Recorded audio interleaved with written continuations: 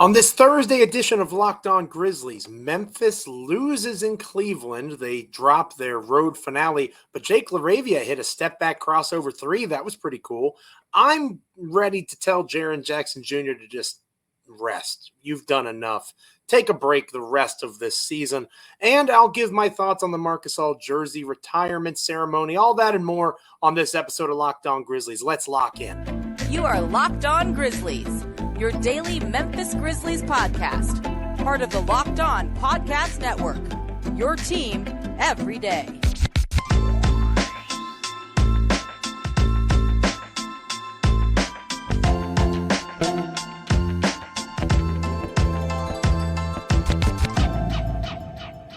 Happy Thursday to you and yours and everybody that celebrates it. As I, Joe Mullinax, once again solo on this episode of Locked On Grizzlies to Michael Cole. Busy with end-of-the-year content over at the Commercial Appeal. He is the Memphis Grizzlies beat writer for that publication there in Memphis, Tennessee, my co-host. So one more solo episode, you and I talking Grizzlies basketball these next 30 minutes or so. DeMichael and I will be back together, reunited, and it feels so good for our special Friday edition of the show. What makes it special? Michael and I are together, and we're finally drawing close to the end of this gap year, lost season, whatever you want to call it, for the Memphis Grizzlies. That energy continued on Wednesday night in Cleveland against the Cavaliers.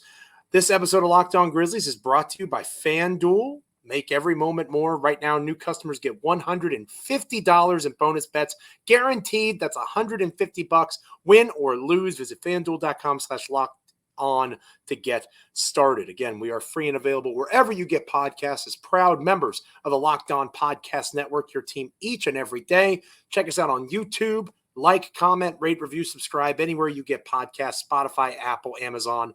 We're everywhere as wonderful, wonderful partners and pieces of the grand Locked On universe. Check us out anywhere you get your podcasts. And be an everydayer. Check us out every time an episode drops. Even in these dark times, right? Because again, this is Locked On Grizzlies. We're trying to put on a happy face. But the Memphis Grizzlies played 8 dudes on Wednesday night in the second night of a back-to-back against the Cleveland Cavaliers. And the Memphis Grizzlies, perhaps unsurprisingly, saw the wheels fall off in the second half. They started Jake LaRavia, Jaren Jackson, and those are the only 2 guys that were on this roster when the season began that played minutes for the Memphis Grizzlies. Because, again, I've said it here, there, and everywhere on Locked On Grizzlies. You feel like this season has been 4 different seasons, right? The Ja Morant suspension, his return, the injury to Ja, and now this limping to the finish line that we're currently enduring. You forget that guys like Vince Williams Jr. and Jaren Jackson were on 2-way contracts. You forget that, and now we view them as potential pieces to a rotation for a team that's trying to compete for a championship next year. This season feels like 3 years, right? And it's fitting that it's grinding us down as it ends. No disrespect to guys like Jack White. No disrespect to Timmy Allen. No disrespect to these guys that are taking this opportunity to play NBA basketball and try to show that they belong. Good for them. But this is hard to watch. And even in a game where it's fun to watch a guy like Jake LaRavia have the best game of his career. Jake LaRavia was 8 for 11 from 3. And if you have been with DeMichael and I these last couple of years as we've been building Locked On Grizzlies, over a year now for me, and DeMichael's been here a little bit longer, Jake LaRavia's shooting stroke. We've talked about how he looks like a sniper from beyond the arc. That's how he seems in terms of his technique, how he shoots the basketball. It hasn't come to fruition. We've seen it more these last 10 to 15 games, right? Jake seems to have found his footing. Now, is Jake going to score 32 points on a regular basis? Absolutely not. Is Jake LaRavia ever going to score 32 points in an NBA game again after this weekend? Probably not. Maybe he does against the Lakers or the Nuggets to close things out at home. We'll talk more about that on our Friday show. It's possible, but that's only because he might be the best option for scoring. If Brandon Clark is active, and we're assuming he will be because, again, this was the second night of a back-to-back. He played on Tuesday night. Makes sense that he sat out on Wednesday. Assuming Clark plays these last 2 games and the other guys that were out don't, except maybe like a Luke Kennard here or there. We'll talk more about that with Jaren later on in the show. Who else is going to score? Right now, J.J. Jackson's not going to score. Right now, he's not going to score, and I continue to be cautionary in terms of taking 1 game sample size. But now we have 2 games. We have 2 games back-to-back, and Gigi struggles offensively in both games. 22 points, hooray! He made 6 free throws. That's good. 22 points on 21 shots. Again, I've made this reference a couple of times. If Rudy Gay did that 7 or 8 years ago, people are, or I guess it would be more than that, 10 years ago, getting old. Even later than 10 years, I guess. 12 years ago, if Rudy Gay does that. Oh, gosh. Rudy's struggling. Another Rudy Gay line. Now, the major difference, of course, is J.J. Jackson is 19 years old, playing outside of his role. I talked about all those things on the Wednesday episode.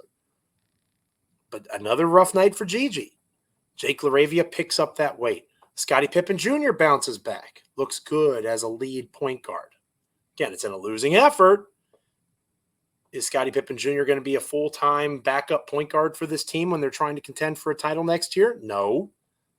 But it's good to see on a 2-way contract that guy compete. It was good to see, even though Trey didn't have the best offensive game in 36 minutes played against pretty good Cleveland Cavaliers bigs, right?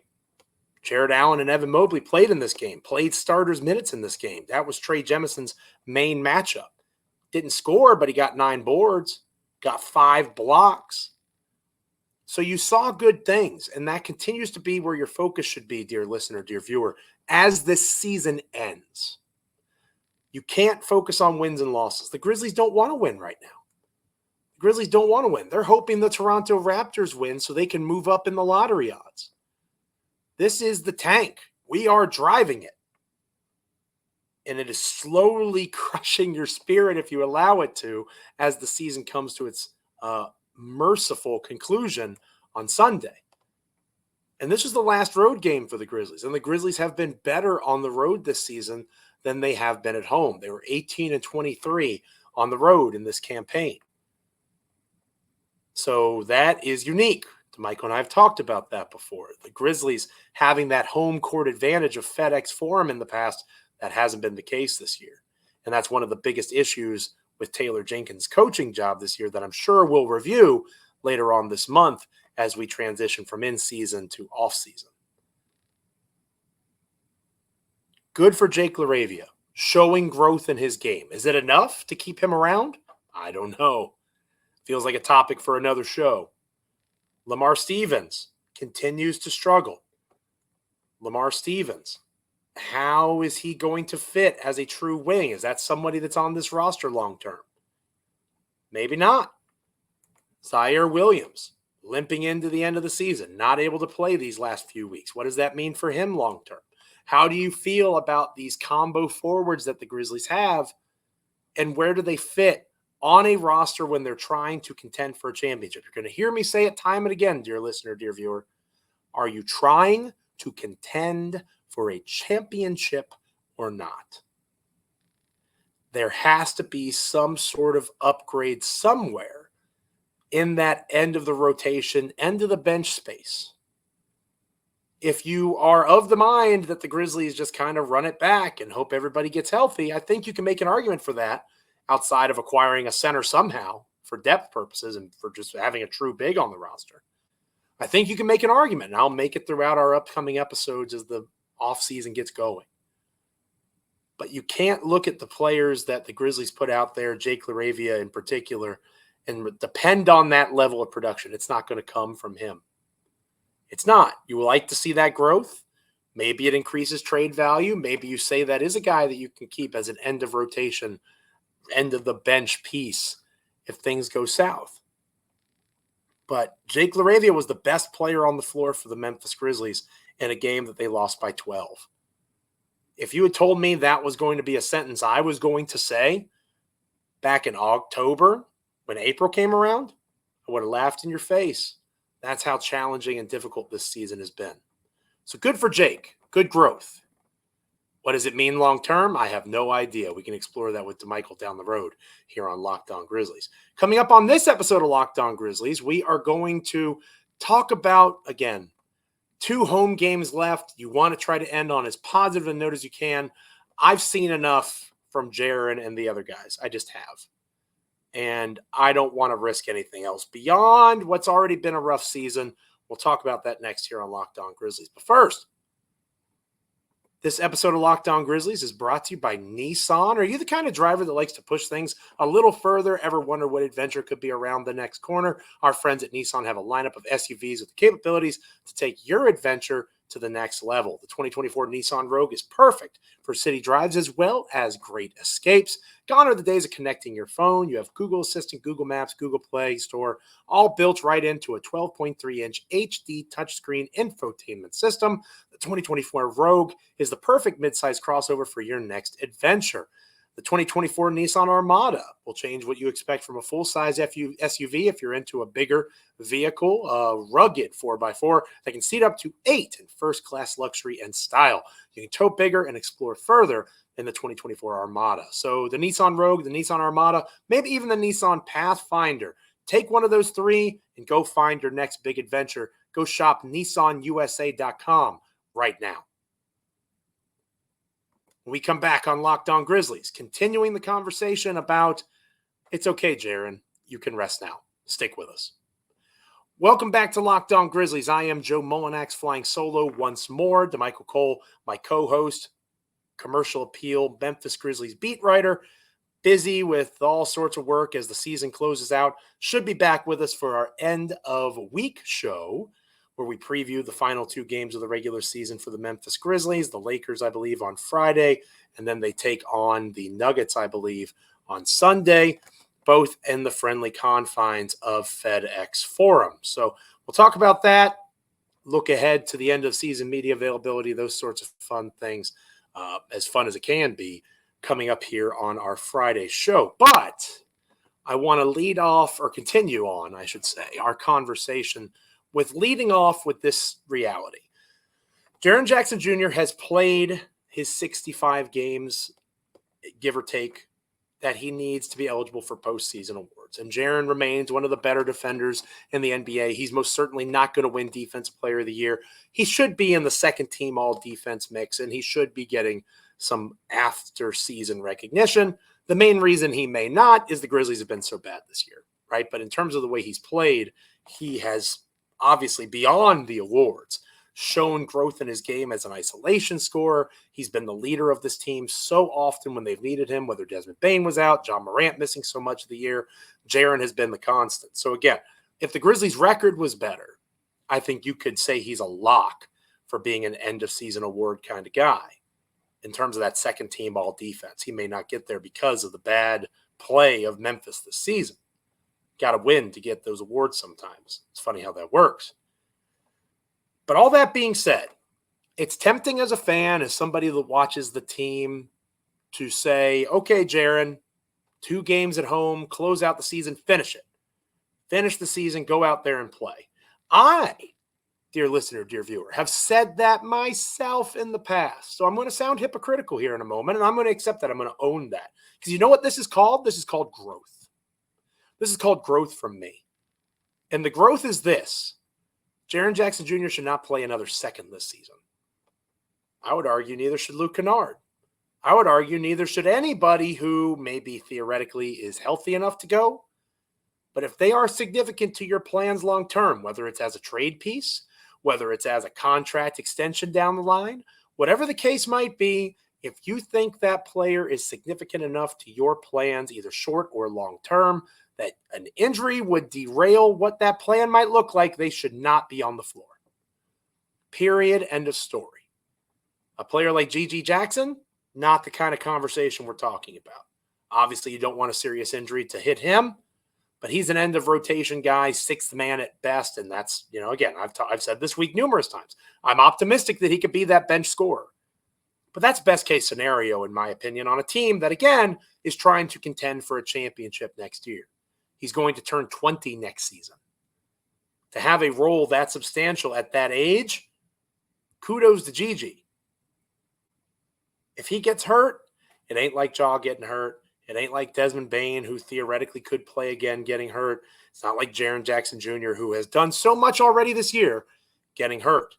And Jaren played in FIBA. We have to remember that. Jaren was a key cog of that FIBA team. Jaren has played a lot of basketball this season. Jaren has nothing else to prove. He has done literally everything that he can for this team this year. And the tanker in me is going to say the quiet part out loud. If Jaren Jackson Jr. plays, the team is that much more likely to win. Do we really want to do that at this stage when you're a game or so away from Toronto and moving up in the lottery odds? It's a fair question to ask. Now, where I draw the line on this opinion is Brandon Clark. Brandon Clark should continue to play because he's already missed so much of the season as it is. He should play against the Lakers on Friday. He should play against the Nuggets on Sunday. It's not a back-to-back. Clark should go out there. You want to limit his minutes, keep him around 20 or so. I'm cool with that. But you want to continue to see him getting his reps, getting his energy, finding his spots, maybe rebounding a little better than he did in the game on Tuesday. You want to see that growth in terms of his game because he hasn't had many opportunities to display it. So I would most certainly continue to play Brandon Clark. I don't think I need to see Jaren Jackson Jr. again. If you want to play Luke Kennard, okay. But that's a pretty valuable tradable contract if that's the way you want to go. And again, wonderful everydayers of Locked On Grizzlies, you know that's not the way I want to go because I value having a top 10 three-point shooter of all time on my team that I follow so closely. I would keep Luke Kennard, and I think he's important to what they're trying to do next season in terms of floor spacing and scoring the three ball. I'm not going to buy into this idea that just shooting threes is better than actually making them. If that was true, Dylan Brooks would still be here and he'd be a freaking all-star. Okay? Get that nonsense out of here. Oh, look at the data, Joe. Okay. I'm going to have everybody just start chucking threes and that's going to help the spacing. Look at the gravity, everyone. Come on, man. Really? Give me a guy that is a 40-some% three-point shooter and one of the very best to ever do it. But give me Marcus Smart, someone who defensive metrics have shown was having an excellent season in the games that he played. I'm cool with the idea of running it back now that you have Vince Williams Jr. and Gigi Jackson in the fold. Just find a way to bring in another big. Find a way to bring in another big and you're set. I think that you can make that argument. The way that they have built is sound, whether you trade for a big, whether you draft somebody in the lottery, whether you trade back and draft somebody at a better draft board value for you. There's lots of different ways that Memphis can do it. Free agency, the mid-level exception. That's the only real thing that they need. I would draft Donovan Clingan, but if the Grizzlies don't want to and they want to address that position in a different way, I get it, man. I get it. But I know that that is the one glaring weakness they have. Building depth on the perimeter and all those sorts of things, that'd be great. That's icing on the cake right now. Vince Williams Jr. and G.D. Jackson emerging this season makes that a little less important. You have to address the big man spot in some way, shape, or form. It could be a starter, it could be a reserve if you believe in Jaren and Clark as a duo. I think you can do it either way. But beyond that, there's no need to see Jaren again because you already know that's the case. You know what you have in that guy. You've seen his growth as a scorer, as a creator of offense for others. I'd love to see that from Gigi Jackson in these last two games and going into Summer League. So Gigi should keep playing. Jake LaRavia is playing for his Grizzlies life, much less his NBA life a couple years from now. He should continue to be playing. Absolutely, those guys should be out there. And I made the argument for Brandon Clark because of all the time he's missed. But in true Avengers Endgame fashion, Jaren, you're my Iron Man. It's okay. You can rest now. Thank you for your service this season. Enjoy the game and your street clothes from the bench. Say thank you to the fans. He certainly should do that on Sunday as the representative for the team. Do your exit interview on Monday and enjoy your offseason as the Grizzlies prepare for brighter days ahead. When we come back here on Locked On Grizzlies, we'll talk about brighter days from the past. I will give my reflections on the Marc Gasol retirement ceremony, the reunion of the Core Four, and so much more. from that awesome event this past weekend as the Grizzlies took on the Philadelphia 76ers. We'll talk about that next here on Locked On Grizzlies. But first, this has been a wonderful conversation, right? I'm talking to you. You're hanging out with me. I'm not screaming at you. I might get excited, but I'm not yelling, right? That's all you hear on ESPN and Fox Sports is yelling and screaming. You got to turn down the volume with all that shouting. Tune in to Locked On Sports today, and you'll get analysis and breakdowns on the biggest stories across all sports without all the shouting. Locked On Sports Today, streaming 24/7 on YouTube or the free Amazon Fire TV channels app. It's part of the Locked On Podcast Network, your team each and every day. This episode of Locked On Grizzlies is brought to you by FanDuel. It's playoff time in the NBA as well as the NHL. Baseball season is off and running, and FanDuel is your place to bet on every game. Right now, new customers get $150 in bonus bets guaranteed. That's amazing. $150 win or lose. Bet on everything from slap shots, home runs, slam dunks, all of it on one app in one place that is safe, secure, and super easy to use. What are you waiting for? Go to FanDuel.com/lockedon and make your first bet an automatic win. Do so with FanDuel, America's #1 sports book. Awesome stuff over at FanDuel. We come back here on Locked On Grizzlies, closing out with Marc Gasol reflections on his jersey retirement. Stick with us. Welcome back to Locked On Grizzlies. I am Joe Mullinax, flying solo on this episode. DeMichael Cole will be back with me on our Friday edition of the show, previewing the last weekend of Grizzlies basketball for a while, looking ahead to media availability, things we want to hear, things we don't want to hear, that sort of stuff. This episode's been a lot of fun. Jake LaRavia went off against the Cavs in a losing effort. What that means for him, to be determined. Talked a little bit about how I'm good.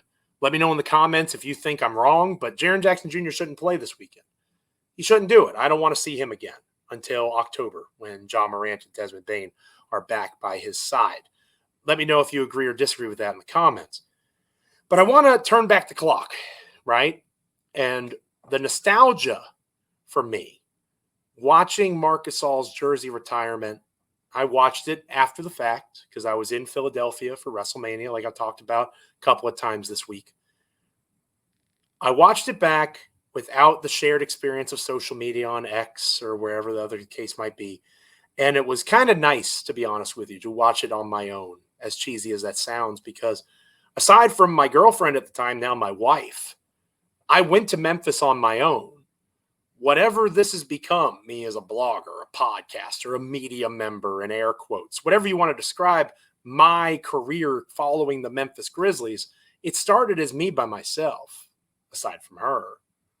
And it was nice to be able to sit there and watch and look back on the development of Marc Gasol, the growth of him, the organic nature of the chemistry of the core four. And it was so nice to see them together. I posted on X when the game was announced that they were going to do the retirement, that April 6th against Philadelphia. I posted that Mike Conley was off that night. They were on the West Coast. That was going to be a heck of a trip for him with Minnesota.